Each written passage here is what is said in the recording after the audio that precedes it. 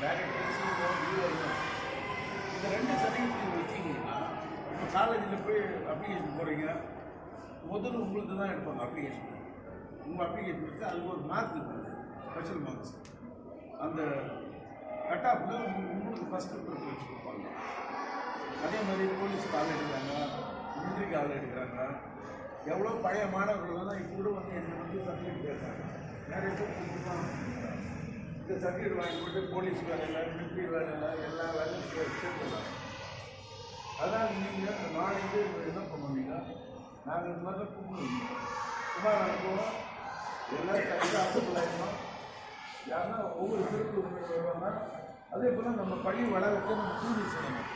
நாளைக்கு காலையில் நீங்கள் வந்து முதல் கட்டமாக இந்த பக்கம் ஏறி அங்கே பாருங்க, மூலையில் அந்த செடியெல்லாம் பாருங்க.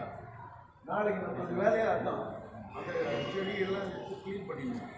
அதுக்கு வேண்டிய வெட்டுக்கத்தி, மண்வெட்டி, தட்டு எல்லாமே இருக்குது நம்மகிட்ட.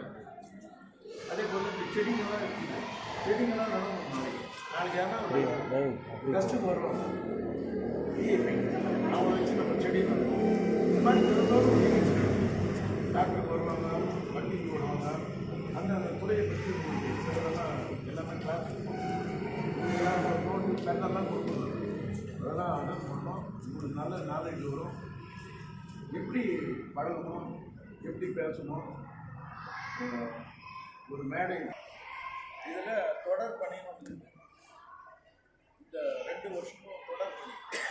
இன்னொன்று இந்த மாதிரி சிறப்பு முகாம், இது இல்லாமல் ஒரு நாள் முகாம் சிறப்பு முகாம்.